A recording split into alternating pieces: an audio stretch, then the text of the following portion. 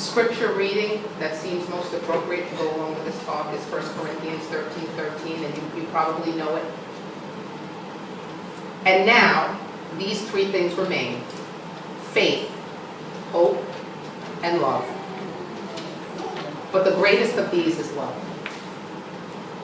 And why? Well, you've heard the definition of God as love, right? God is love. So if God is love, then surely love is God. But why is this so powerful? Say you agree with the definition. The answer is, these states of loving consciousness have the power and ability to transform our experience from the human ways of seeing to the divine ways of seeing. Love shows up as passion. Love shows up as protector. Love shows up as healer. Love shows up as complete openness. Complete openness as we fall in love. You know that feeling. Love shows up as complete openness as we fall apart. You may know that feeling. Live long enough and you'll certainly know that feeling. Love is play. Love is joy. Love is a mother's love for a child. Many mothers here, you know that love. Dangerous, right? The mother bear protecting her cub. Ooh, don't get in the way. Love from God to us, love from us to God. Love is peacemaker. Love to uplift the downtrodden. Love is celebration or triumph or accomplishment. Love is a blanket as we lay down at night to go to sleep, especially on these cold nights, is a comforter. Love is nature restoring us. Love is we give back to nature, and so much more. Louise Hay, you may know her. Louise Hay, I believe, turns 87 this year. She's been at it a long time. The successful and inspirational founder of Hay House that's published so many New Thought books and has promoted so many fabulous New Thought writers and programs, says that after working with literally thousands of people dealing with all sorts of challenges, the common denominator amongst all struggling people or people who are experiencing dis-ease of any type is a decided lack of self-love.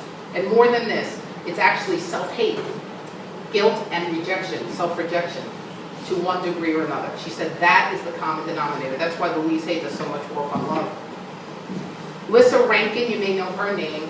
She's a medical doctor and writer and inspirational speaker, and says in her book, Mind Over Medicine, which was another book that love brought to me as I got in stillness and was guided from the Christ self rather than the ego over the last 3 months, a wonderful book.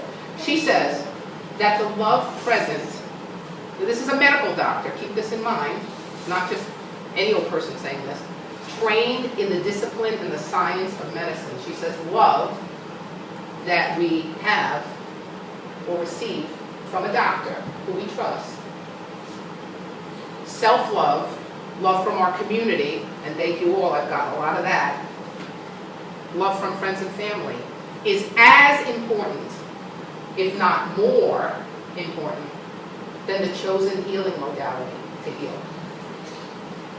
In the book, she cites study after study after study. It's well documented, it's well qualified. Read the book, it's a great book.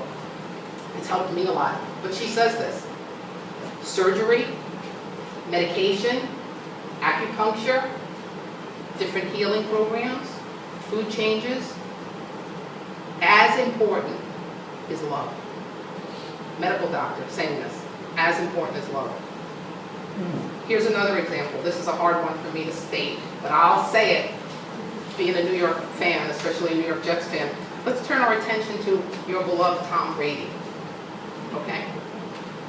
New England Pats quarterback, who has killed me over the years, bleeding green as I do. He was drafted, some of you may know, 199th in his draft year. 199th. He was said to be too slow, not athletic enough, didn't throw a tight enough spiral. He was overlooked by almost every single sports team out there, football team out there, except the wise mind of that Belichick guy you have. We had him too. He was our coach for one day as the Jets. Just saying. In fact, there were 6 other quarterbacks taken before Tom that year. The first quarterback taken was Chad Pennington, which went to my Jets. Chad was great, but Chad was prone to injuries. So not only did he not make it to a Super Bowl, not win a Super Bowl, he never even made it to a Super Bowl. There were 5 others. You wouldn't even know their name. Most of you here would not even know their names. They're no longer in the league, to the best of my knowledge. If they are, maybe they're on the coaching staff somewhere, but they're not there.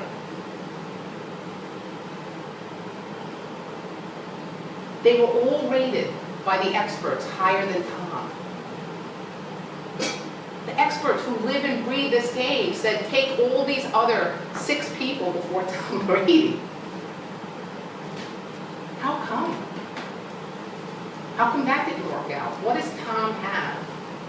I've heard it lately. This has been reinforced. You ask his teammates, especially someone like a Wes Welker, who now plays with Peyton in Denver, and they all say the same thing. Tom Brady has a love for the game, a passion for the game, second to none. So what do these other coaches and experts underestimate? How love shows up as passion. How does that even work? It's like the bumblebee theory. That bumblebee who, physiologically is too heavy to fly, flies anyway. That perseverance, that I'm going to do this. You can see it, Tom Brady. How many times this year did he cause heart attacks for all of us when they were down 20 points and he comes back in the fourth? I don't even know. We could have had him. We also could have had Dan Marino. Sorry, Jets fan. So, they underestimated how love for the game shows up as passion.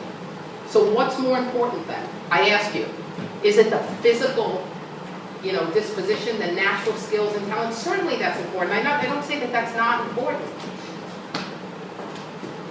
But is it also as important, maybe more important, back to Dr. Alyssa Rankin, that love show up as passion? Metaphysically, we start it in the brain and then love follows along. What loving thing could I do at this moment? It might be for you, it might be for someone else. But let the Spirit guide you and the next right thing will unfold. So is love ever not the answer? Sometimes, people feel very justified. I'm justified in my anger. I'm justified to withhold love. But in the end, who are you really withholding love from? Yourself. So I say no. The best response is always a loving one. It keeps us open and hopeful. It builds us up. It joins and unites. It heals the body and the mind. I can attest to this now. See? It connects us to our true essence. Love is all there is.